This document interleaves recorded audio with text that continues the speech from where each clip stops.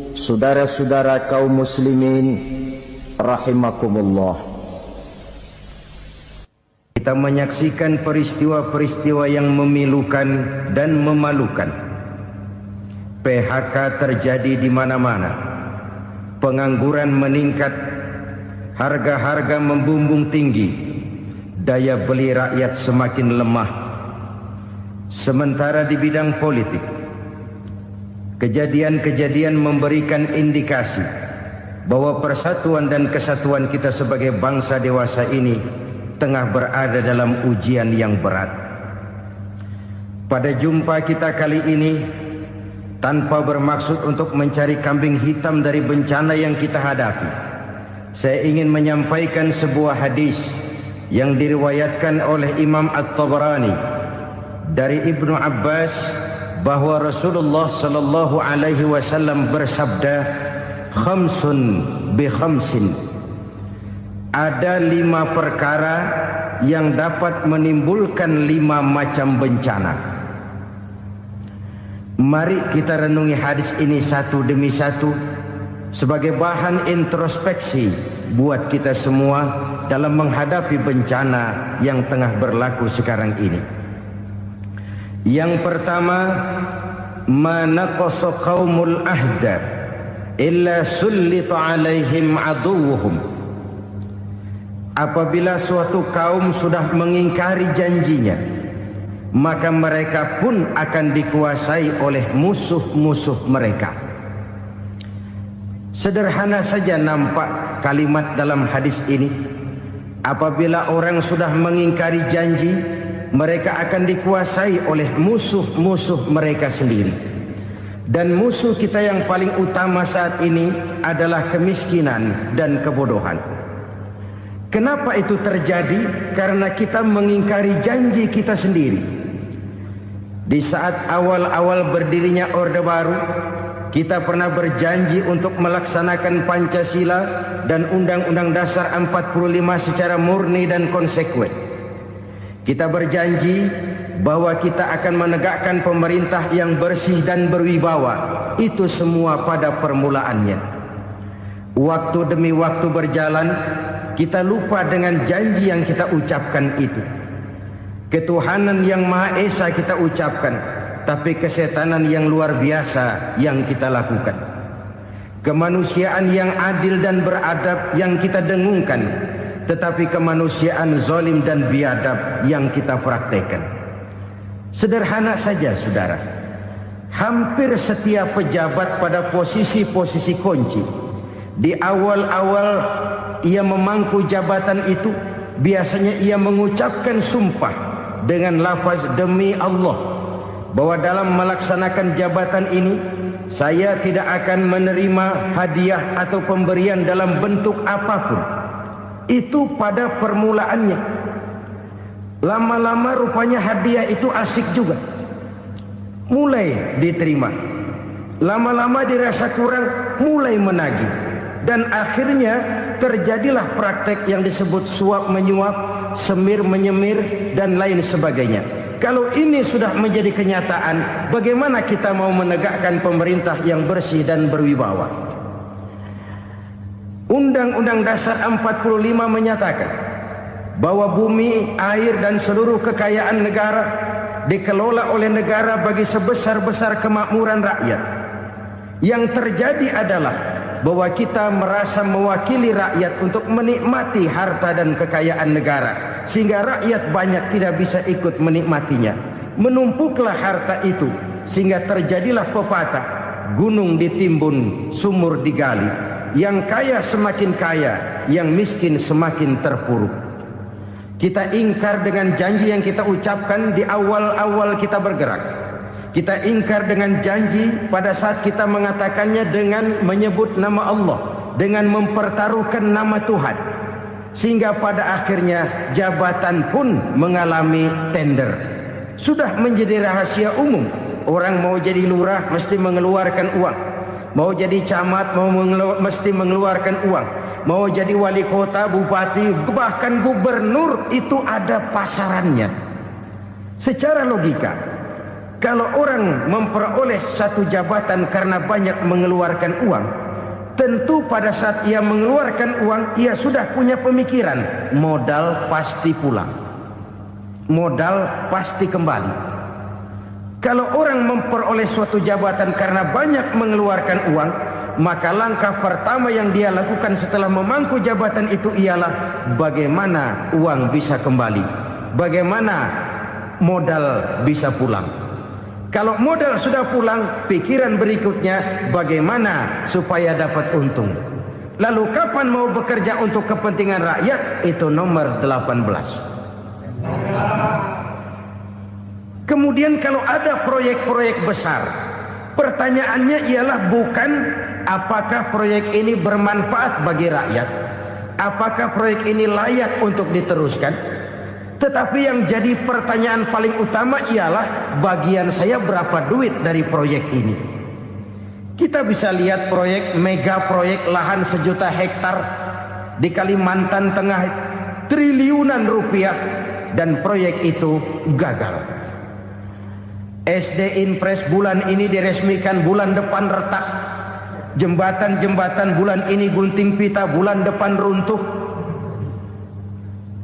Kita ingkar dengan janji.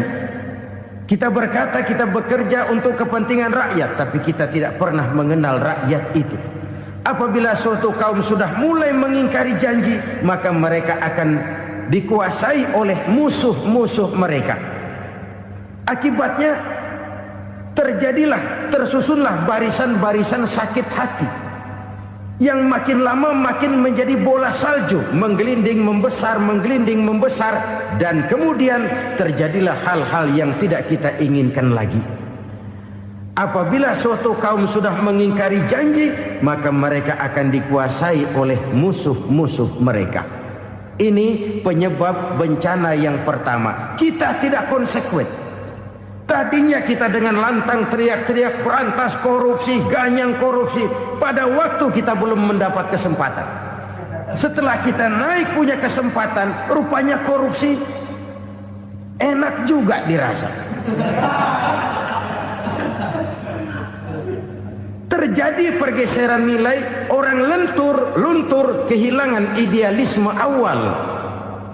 Lalu untuk menghibur diri, menutup kesalahan, kita gunakanlah pepatah bahwa tidak ada gading yang tak retak, bahwa kita harus mikul dhuwur mendem jero.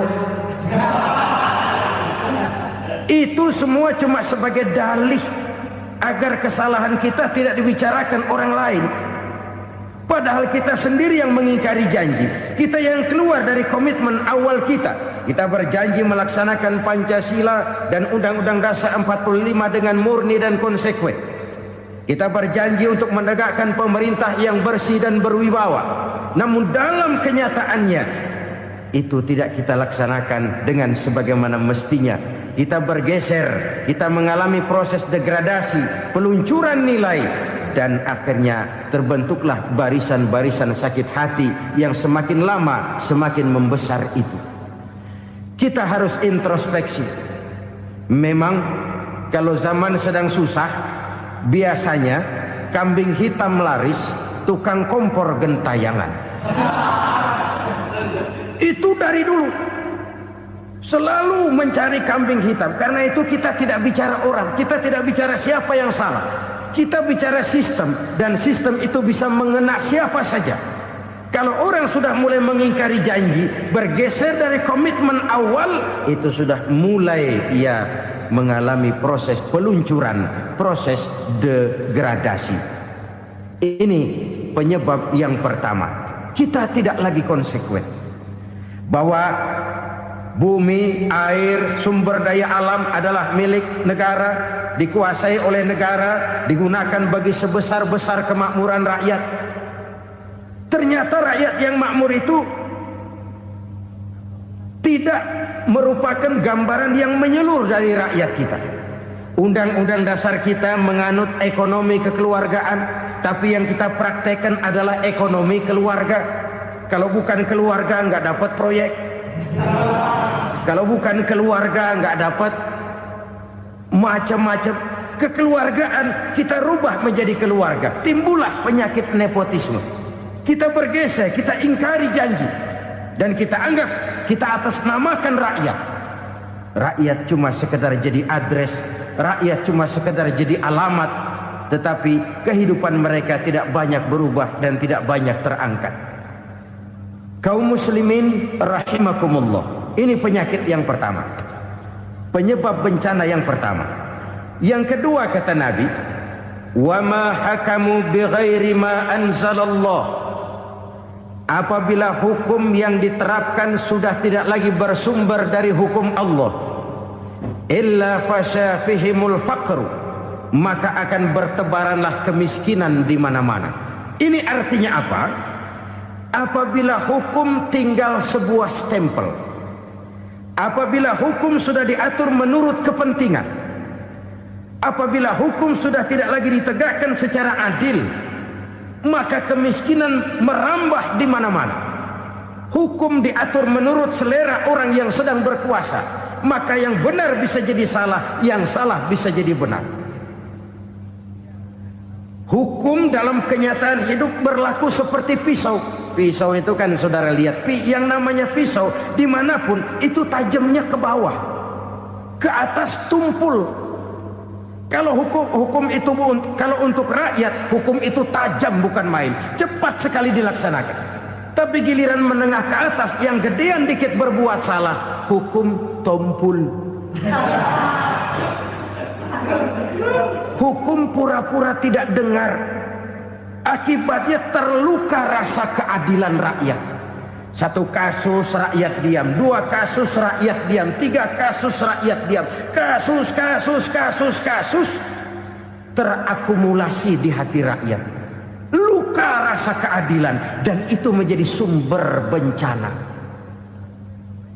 Penjarahan, kita tidak setuju itu. Tapi kita harus melihat kausalnya. Itu kan tidak berdiri sendiri. Itu kan karena terlukanya rasa keadilan rakyat, melihat kesempatan ini tidak merata. Kalau rakyat ini yang ngajukan kredit ke bank, walaupun jumlahnya cuma jutaan, ratusan ribu, susahnya 17 setan.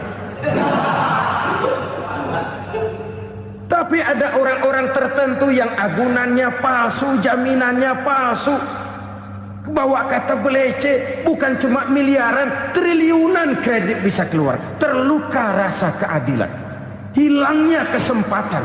Rakyat cuma dapat kesempitan, jarang dapat kesempatan. Dari lukanya rasa keadilan ini, memang ya entah lipstick, entah basa-basi, dibentuklah tim ini, dibentuklah badan pengawas ini, dibentuklah tim ini. Kalau membentur tahu, hancur tahu. Tapi kalau tim yang dibentuk membentur karang, bukan karangnya yang hancur biasanya, timnya yang bubar. Kenapa? Yang dibentur batu karang yang sangat keras. Kita main-main dengan hukum, kita tidak konsekuen dengan hukum. Luka rasa keadilan, dan itu terakumulasi. Edi Tamsil, rakyat tahu, terakumulasi, menguap begitu saja. Kasus-kasus lain rakyat tahu, menguap begitu saja. Ketidakadilan terakumulasi, mengendap di hati rakyat, menunggu ledakan. Pada saat sumbu meledak, rakyat tidak bisa dibendung lagi. Oke, kita tidak setuju dengan penjarahan, tapi jangan melihat itu sebagai peristiwa yang berdiri sendiri. Kenapa itu terjadi? Kausalnya kenapa?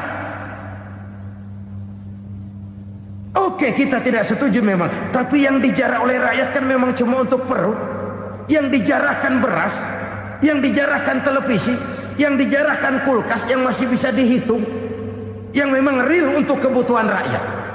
Penjara-penjara berdasi kepala botak yang menguras uang rakyat habis-habisan, enak saja melenggang dalam kehidupan ini. Makin terluka rasa keadilan rakyat. Apabila hukum yang diterapkan sudah menyimpang dari keadilan yang diajarkan Allah, fasyafihimul fakru, bertebaranlah kemiskinan. Aneh, memalukan, memilukan. Sebuah negara agraris yang katanya pulaunya hijau royo-royo, gemari palau jenawi toto tentem kertora harjo, yang tahun 93 pernah mendapat penghargaan dari FAO, Badan Pangan Sedunia, sebagai negara yang berhasil dalam swasembada pangan. Sekarang ini kita terpaksa betul beli beras dari Vietnam, beli beras ke Kamboja, beli kedelai dari Kamboja. Kenapa? Lahan sawah kita habis ditanami pabrik. Teknologi kita, teknologi loncatan yang non-applied, tidak terpakai oleh kita. Lantas lahan yang tidak bisa kita tanami, kita paksakan lahan-lahan gambut menjadi tanah pertanian yang subur dengan biaya triliunan, dan kita gagal. Kita cari jarum dan kapak hilang. Kita mau jadi negara industri dengan loncatan teknologi yang maju, kita lupakan pola pijak kita sebagai negara agraris, dan akhirnya kita kecolongan. Lihatlah dewasa ini, rakyat kita antri sembako di mana-mana. Di sebuah negara agraris, ketidakadilan melahirkan kemiskinan, kemiskinan moral dan kemiskinan material. Kemiskinan moral, rakyat nggak percaya lagi sama pejabat. Rakyat mengalami krisis figur. Orang alah lu ngomong dah sama ember.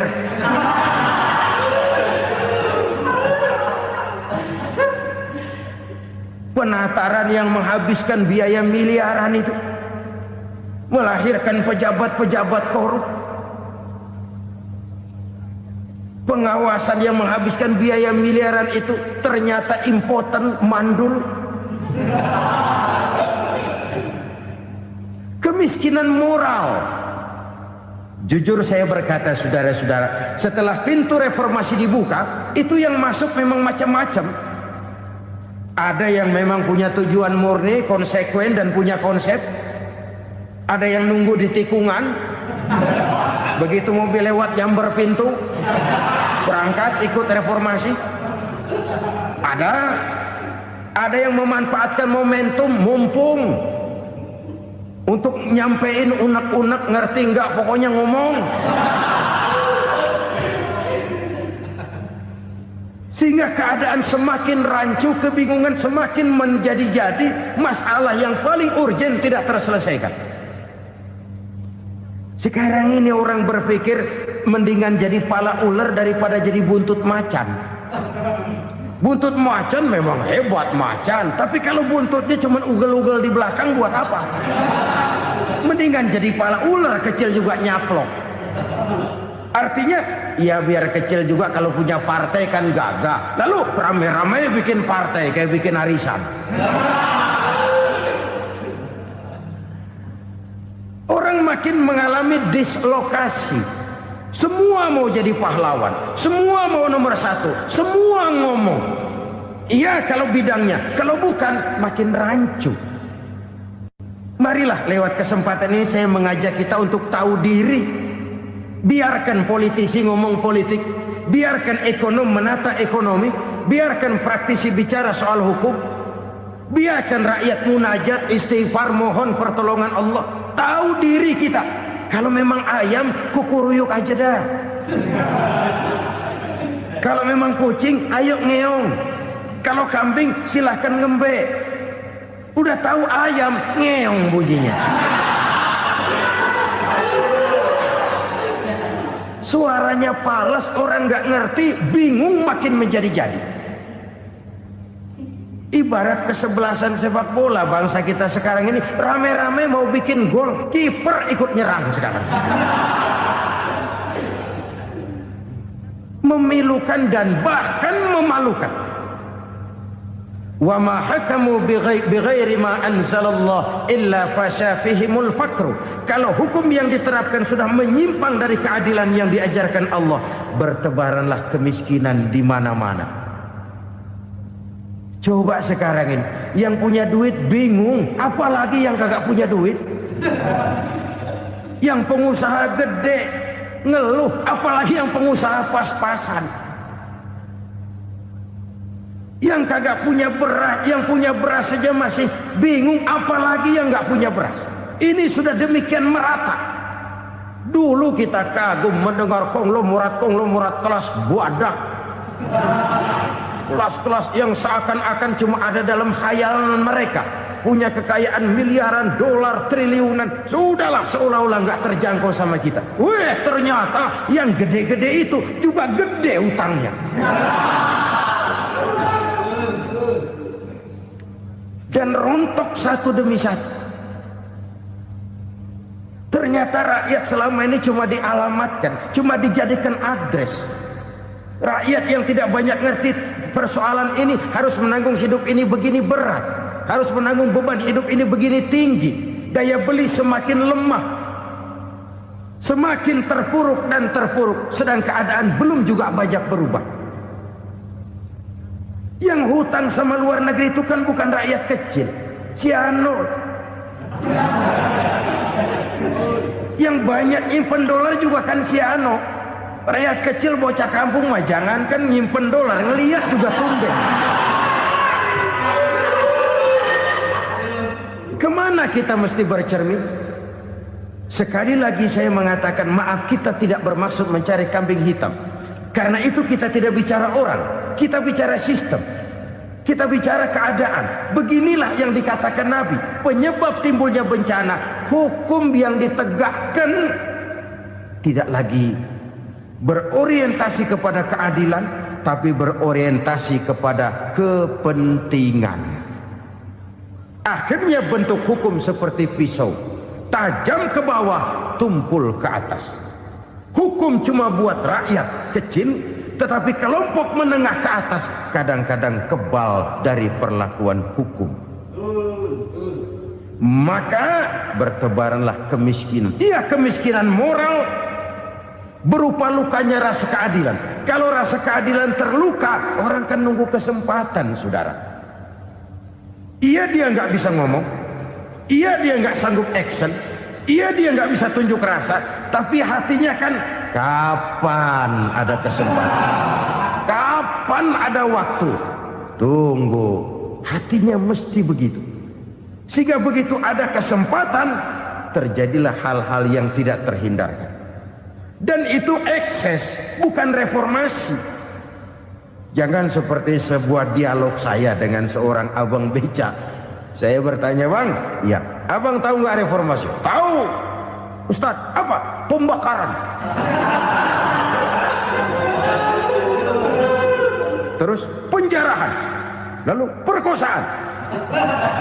Itu reformasi. Itu yang saya lihat. Nah, itu yang dia lihat. Saya tentu tidak menyalahkan abang beca kita, karena memang itu yang dia lihat dan sejauh itu wawasannya. Tapi ini indikasi bahwa banyak rakyat kita yang belum bisa menggunakan kebebasan secara bertanggung jawab. Padahal kebebasan tanpa tanggung jawab tirani. Sebuah contoh gampang-gampangan. Saya beli radio, saya setel di kamar saya, lalu saya bilang, ini radio gue. Yang beli gue, pakai duit gue setel di kamar gue, sekeras-kerasnya, gak ada urusan sama orang lain. Itu kata saya. Tetapi tetangga saya sebelah rumah kan boleh juga ngomong begitu. Kata tetangga saya, ini mata gue, yang ngantuk gue tidur di kamar gue. Kenapa suara radio lu nyampe kemari? Artinya apa ini? Kebebasan saya nyetel radio dibatasi oleh kebebasan tetangga saya yang mau tidur. Tidak ada kebebasan mutlak. Kebebasan mutlak tanpa tanggung jawab kembali akan melahirkan tirani, kembali akan melahirkan pemaksaan kehendak. Dan itu lagi-lagi bukan demokrasi. Saudara-saudara kaum muslimin rahimakumullah. Ini penyakit yang kedua, lukanya rasa keadilan, terutama di kalangan rakyat kecil. Itu mengendap menjadi akumulasi dan menunggu giliran kapan bisa dimuntahkan. Dengan kata lain, rakyatnya udah banyak banget makan yang perutnya jadi enak, nyelam. Kapan nunggu muntahnya? Udah begini banyak akumulasi yang mereka pendam di perut ini, sehingga ketika terjadi kesempatan itu sudah tidak terkendalikan lagi. Kita out of control. Saya tidak mentolerir sikap-sikap kekerasan. Bahkan saya lebih cenderung bahwa kalau di rumah kita banyak tikusnya saja racuni, jangan rumah dibakar. Bahwa ada korupsi, iya. Ada kolusi, memang. Ada nepotisme, tentu. Tetapi tikusnya saja racuni. Jangan rumah dibakar. Masa mau ngusir tikus bakar rumah? Tikusnya lari, tikusnya selamat, rumahnya ewes-ewes.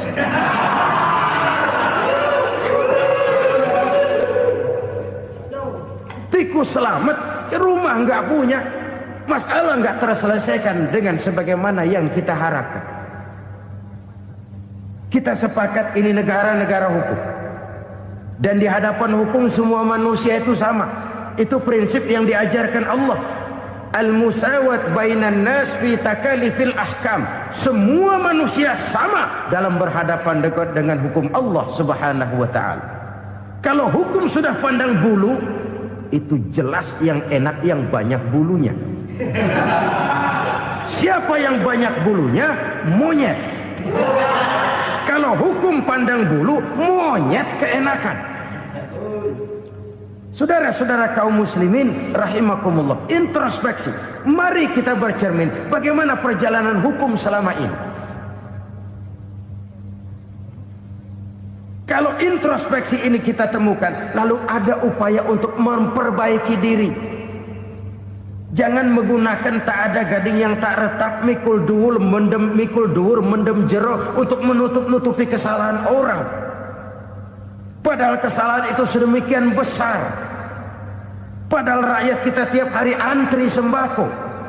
Ada yang sehari sekali makan. Ada yang makan sudah bercampur tiwul. Ada yang nasi sudah dicampur pisang, balik jadi orok lagi. Macam-macam upaya rakyat untuk menangsal perut ini. Lalu rakyat ditenang-tenangkan, lebih baik puasa Senin Kemis sambil menghadapi krisis ekonomi. Kenapa rakyat yang disuruh puasa? Kenapa bukan pejabatnya yang puasa lebih dulu untuk kemakmuran rakyat? Kalau rakyat yang memang perutnya udah gepeng disuruh puasa, makin krempeng perutnya. Artinya pejabat harus punya sense of politics. Ya, tidak, puasa itu kan tidak cuma Senin Kemis saja puasa itu. Puasa perasaan, puasa menghargai perasaan yang sedang kondisi yang sedang dihadapi oleh rakyat. Bagaimana rakyat yang tengah antri sembako melihat pejabatnya lewat dengan mobil yang harganya sampai 1 miliar. Oh, inilah pemimpin saya. Luka lagi rasa keadilannya. Kita tidak tenggang rasa. Puasa dalam artian itu pun akan menolong menegakkan semangat kebersamaan, membentuk semangat kebersamaan. Saudara-saudara kaum muslimin rahimakumullah, penyebab bencana yang ketiga dikatakan oleh baginda Nabi, wala dhaharat fihimul fahishatu illa fasha fihimul maut. Apabila kekejian telah merajalela, maka maut bertebaran di mana-mana. Kita renungi butir kalimat dalam hadis ini. Apabila kekejian telah merajalela, maut bertebaran di mana-mana. Begitu murah arti sebuah kehidupan. Penjarahan untuk hal-hal yang kecil tapi sampai mengorbankan nyawa. Apabila kekejian sudah terjadi di mana-mana, maut pun bertebaran. Maut dalam arti berpisah ruh dengan jasad, tapi juga maut dalam arti orang bisa mati karirnya, orang bisa mati usahanya, orang bisa mati kesempatannya karena perbuatan-perbuatan keji yang selama ini tidak terbendung. Lahirlah teori mafia. Siapa yang kuat dia yang berkuasa, siapa yang lemah dia menjadi mangsa. Proyek-proyek besar yang menang tender itu ya dari itu ke itu saja. Yang pengusaha-pengusaha tidak punya koneksi, tidak bisa bayar komisi, dapat proyek tetelan. Ada dagingnya, dikit namanya juga tetelan. Dagingnya sudah habis disantap oleh meja. Sekian puluh meja dilalui, sekian puluh amplop dikeluarkan. Sehingga yang akhirnya ya tinggal tetelan itu tadi. Maka kualitas pekerjaan pun sudah bukan lagi jadi masalah.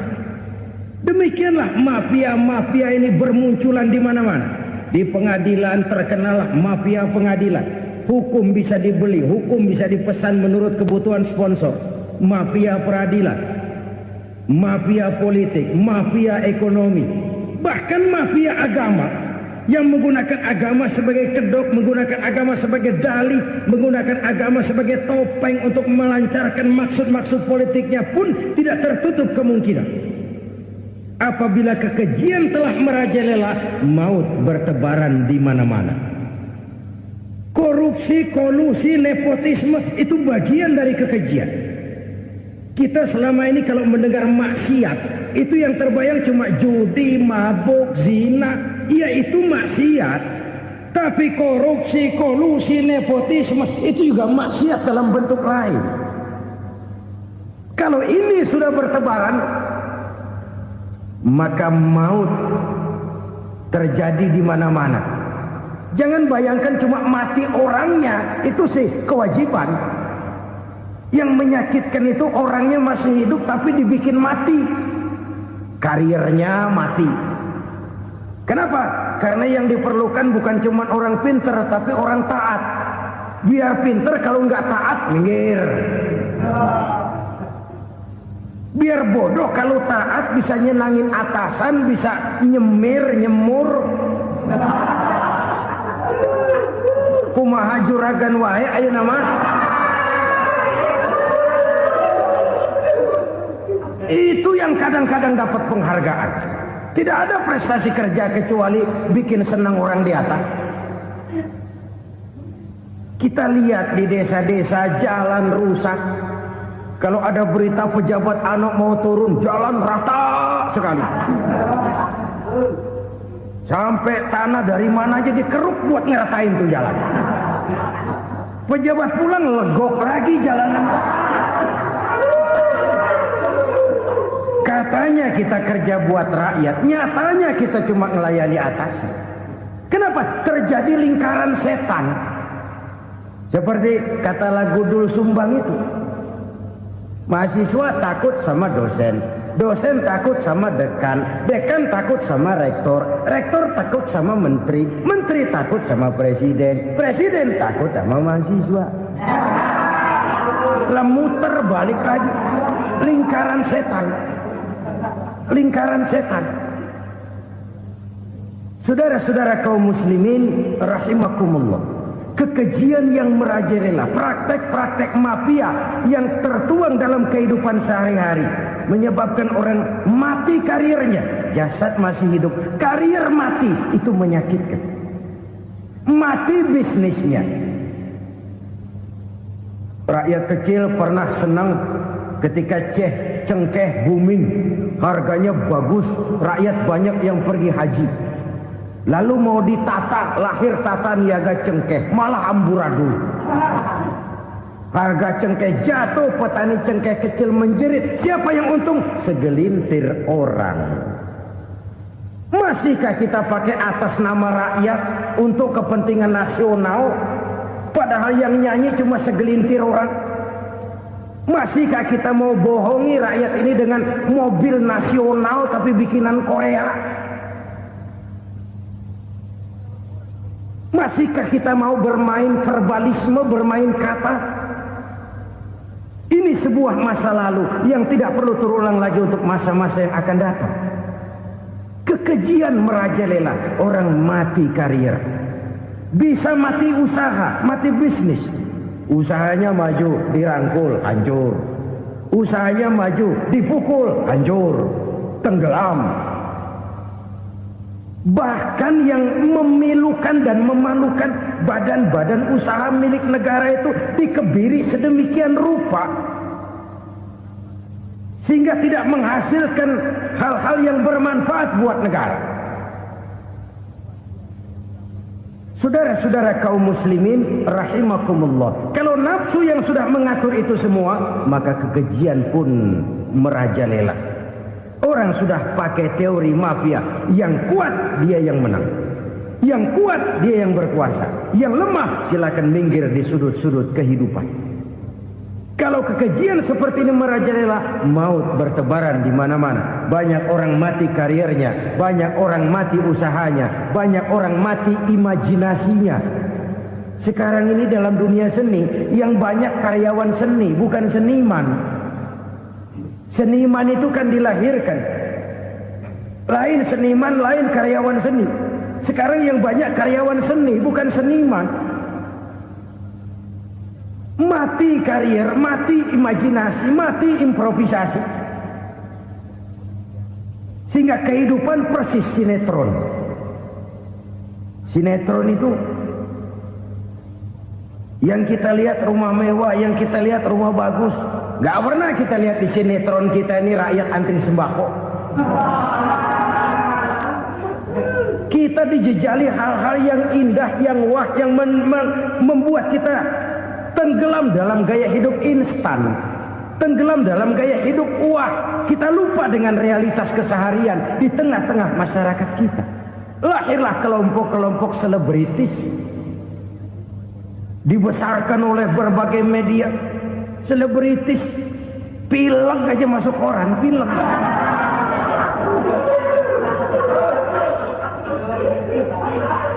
Rakyat yang pingsan antri beras nggak masuk koran. Rakyat yang semaput antri minyak nggak masuk koran. Selebritis panok masuk koran.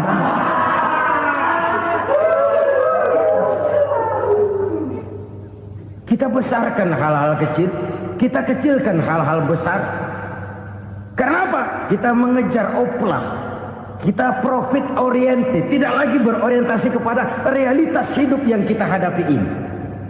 Kalau kekejian sudah merajalela kata Nabi, maka maut bertebaran di mana-mana. Maut dalam artian maut, coba lihat sekarang begitu murah nyawa. Karena 1000 perak orang mau nusuk bunuh. Karena beras seliter orang khilaf, begitu murah kehidupan.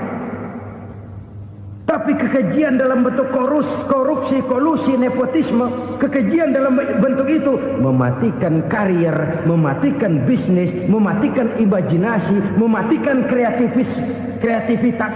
Itu juga maut dalam bentuk lain akibat kekejaman lain. Ini penyebab yang ketiga. Yang keempat, penyebab bencana menurut baginda Rasul, wala tukhfiful mikyala illa muni'un nabat. Apabila timbangan sudah dicurangi, maka tercegahlah tumbuh-tumbuhan. Apabila timbangan sudah mulai curang, maka terjadilah musim paceklik. Apabila bisnis sudah bergaya mafia tadi itu, kecurangan-kecurangan terjadi, tender di balik pintu, yang dimenangkan cuma kelompok-kelompok yang bisa memberikan presentasi yang besar, muni'un nabat, terjadilah paceklik. Paceklik, panen gagal, wereng, ya wereng. Kemarau panjang, it's okay. Air sulit, iya. Tetapi kan semua itu ada yang ngatur. Kemarau ada yang ngatur, belalang itu ada yang ngatur, air itu juga ada yang ngatur. Yang ngatur itu yang serba maha. Kalau ia murka melihat kecurangan timbangan, Allah itu kalau murka kan gampang saja, tinggal komandoin balang, lang, hancurin tuh sawah. Konvoy belalang, konvoy. Allah tinggal ngutik angin El Nino. Mampir lo ke Indonesia, hujan nggak turun-turun, kemarau panjang. Jadi kalau musim kemarau kan namanya anginnya El Nino. Kalau musim hujan anginnya namanya La Nina. Cakep namanya, kejem orangnya. Saudara lihat Cina sekarang sedang kena La Nina, banjir besar, ribuan orang meninggal. Dia mah ribuan mati kagak berasa, rakyatnya miliaran. Bangladesh lagi ngalami La Nina, India lagi ngalami La Nina. Angin, hujan, kemarau, belalang itu kan ada yang ngendaliin. Kuncinya bukan di belalangnya, kuncinya bukan di peredaran matahari berputar, kuncinya di atas yang mengatur semua itu. Kalau timbangan sudah mulai curang, pengusaha sudah nggak mau jujur, apa nggak bikin perut jadi mual. Begitu rakyat antri sembako pingsan nggak dapat beras, sementara beras ditumpuk-tumpuk sampai membusuk. Kemana hati nuraninya? Kemana akal pikirannya? Kemana mereka yang berbuat atas nama rakyat tapi melihat rakyat susah tidak tergerak hatinya? Apabila timbangan sudah mulai dicurangi, bisnis sudah mulai melenceng, maka terjadilah paceklik. Sebuah negara yang berhasil dalam swasembada pangan, lalu sekarang menjadi negara yang rakyatnya antri untuk memperoleh kebutuhan pangan. Saudara-saudara kaum muslimin rahimakumullah, ini intinya adalah kecurangan. Kalau kecurangan sudah terjadi di mana-mana, dan ini milik siapa saja, bukan soal tempat, bukan soal jabatan, soal manusianya, SDM-nya. Kecurangan tidak cuma terjadi di kantor, di masjid bisa terjadi kecurangan. Korupsi tidak hanya bisa terjadi di kantor, di madrasah bisa ada korupsi. Faktor manusianya, ini soal SDM. Kecurangan yang besar tentu besar lagi kerugiannya. Kecurangan yang kecil, kecurangan sehari-hari, pedagang-pedagang kecil ngurangi timbangan, barang yang buruk dikatakan baik, yang baik dikatakan buruk, itu merugikan perorangan. Kecurangan yang besar merugikan bangsa dalam bentuk total, dalam bentuk seutuhnya. Nah, kecurangan-kecurangan seperti ini rakyat kan lihat, rakyat kan tahu, dan itu kembali terakumulasi di sini, pegel. Dan jangan lupa, rakyat yang nggak ngomong itu, rakyat yang nggak bersuara itu, batinnya menjerit, jeritannya menggoncang aras, dan itu didengar Allah. Yadullah fauqal jamaah, kata Nabi. Tangan Tuhan di atas orang banyak. Jeritan hati rakyat menggoncang aras. Rakyat yang terlalu banyak dizolim, rakyat yang terlalu banyak dirugikan, ya rakyat yang terlalu banyak di atas namakan, menjerit batinnya, menggoncang aras, dan Allah bisa menggerakkan apa saja untuk membuat satu situasi. Allah bisa menggerakkan apa saja untuk membuat satu situasi. Saudara-saudara kaum muslimin rahimakumullah, ini faktor yang ketiga, timbulnya kecurangan. Faktor yang keempat maksud saya. Yang kelima, penyebab timbulnya bencana menurut baginda Nabi, wala muni'uz zakat wala muni'uz zakat illa hubbisa anhumul qatru. Apabila zakat enggan dibayar, maka tercegahlah qatrun. Qatrun ini kalau bahasa kita sembako. Maka tercegahlah kebutuhan-kebutuhan yang kita perlukan. Ini, kita tidak meragukan bahwa yang kita tuju adalah masyarakat yang adil dalam kemakmuran dan makmur dalam keadilan. Nah, antara kemakmuran dan keadilan ini memang sering tidak bisa berjalan seiring. Pada saat kemakmuran kita kejar, ekonomi kita pacu, ada nilai-nilai keadilan yang tertinggal. pada saat nilai keadilan kita tegakkan benar-benar, ada unsur-unsur kemakmuran yang terabaikan. Oke, kita bisa mengatakan kasus. Oke, kita bisa mengatakan itu sebagian kecil. Tapi kalau sebagian kecil, lama-lama kan jadi sebagian besar. Oke, kita mengejar kemakmuran. Pertanyaannya, kemakmuran untuk siapa? Oke, kita berikan kelompok tertentu kue yang besar dengan harapan nanti dia bagiin kuenya kepada yang kecil-kecil.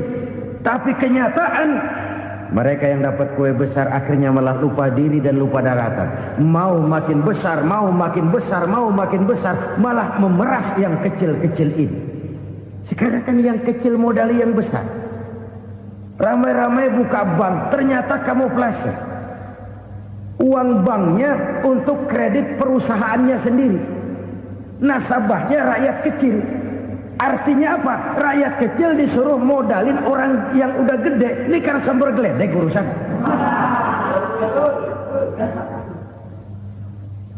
Ini kan permainan apa lagi? Rakyat kecil suruh modali yang gede. Nasabahnya rakyat kecil, kumpulkan uangnya di bank, kucurkan kredit kepada perusahaannya sendiri. Bukankah itu rakyat kecil suruh modali yang gede? Sudah begitu kejamkah kita untuk meraih keuntungan dengan mengorbankan orang kecil ini? Sudah tidak bicara lagi kah nurani kita melihat penderitaan orang yang semakin susah ini? Kalau zakat enggan dibayar, padahal zakat 2,5% saja, 2,5% saja. Kalau itu pun enggan, kalau zakat saja enggan, bagaimana pula yang namanya sedekah, bagaimana pula yang namanya infak, bagaimana pula yang namanya santunan, bantuan. Kadang-kadang lipstick nyumbang si nyumbang, cuman nyolongnya lebih gede. Ini namanya sumbangan lipstick. Buat lipstick itu kan buat ngumpetin bibir pucat. Itu fungsi utama lipstick. Buat ngumpetin korupsinya, nyumbang kegiatan-kegiatan sosial. Tapi yang dia korup lebih gede dari yang dia sumbangin. Lipstick kamuflase. Nepu kata anak sekarang.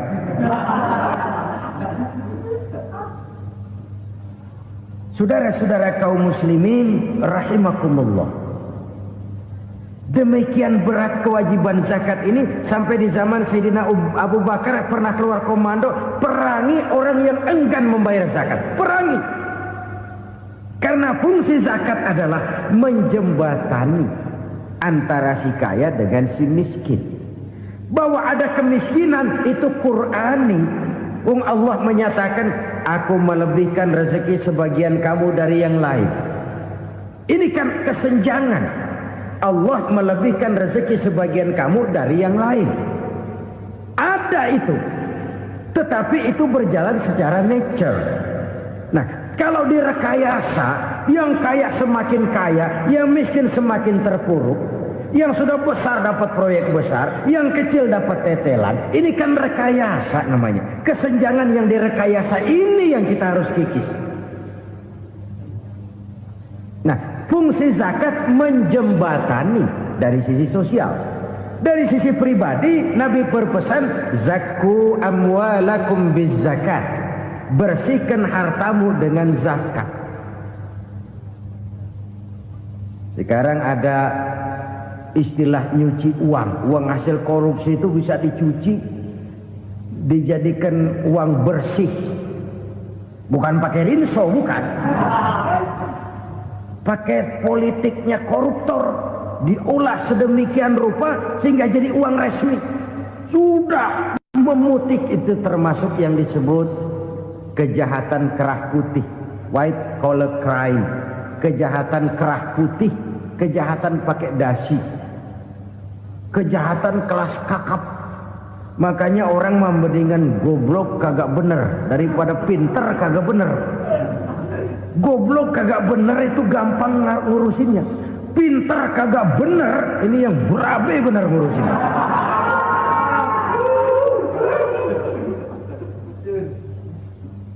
Kita bukan cuma perlu orang pinter kok di zaman sekarang. Kita perlu orang-orang bener yang punya komitmen, yang sesuai kata dan perbuatan, yang bisa merasakan apa yang dirasakan oleh rakyat, yang punya sense of politik yang tinggi, yang peka, yang penuh keterbukaan, yang punya wawasan dan pandangan jauh ke depan. Dari sisi pribadi, zakat itu membersihkan harta kita. Ya, dia tercampur dengan yang subuhat, dia bahkan mungkin tercampur dengan sedikit-sedikit yang haram. Itu zakku amwalakum bizzakat. Bersihkan hartamu dengan zakat itu. Pada sisi sosial ia menjembatani, pada sisi pribadi ia membersihkan harta kita. Karena itu kalau kita minta berdoa minta rezeki, syarat rezeki itu halalan thayyiban wasi'an. Nggak pernah kurang dari 3 itu. Halal, bagus, banyak. Halal, bagus, tapi sedikit, susah ngaturnya. Halal, banyak, tapi kurang bagus. Buat apaan? Bagus, banyak, tapi haram. Enggak ada artinya. Sebab kata Imamul Ghazali, kalau kau terlalu suka memakan makanan yang haram, dikunyah masuk ke dalam perut besar, digiling oleh perut besar, menghasilkan energi, menggerakkan sel-sel pembuluh saraf, kau juga akan cenderung berpikir yang haram. Kalau sudah cenderung berpikir yang haram, perbuatan pun akan mengarah kepada perbuatan-perbuatan yang haram.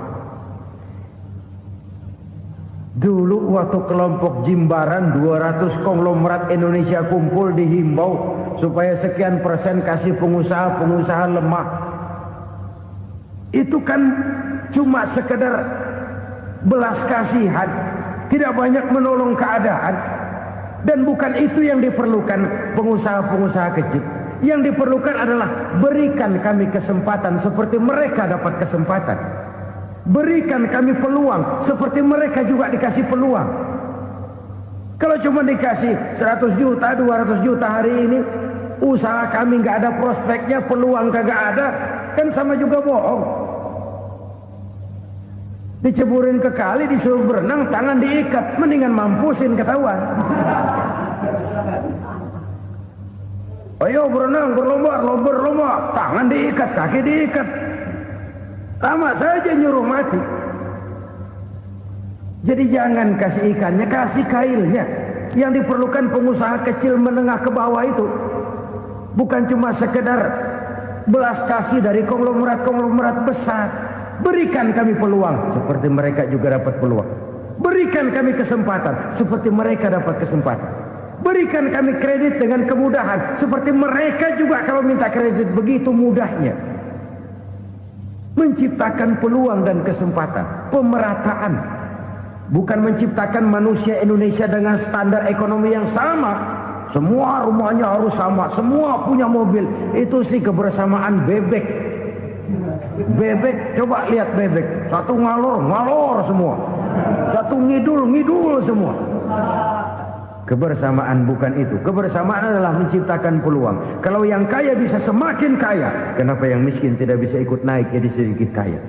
Kalau pengusaha yang sudah kuat bisa bertambah menjadi kuat dengan proyek mega proyek, kenapa yang menengah tidak bisa ikut menjadi kuat?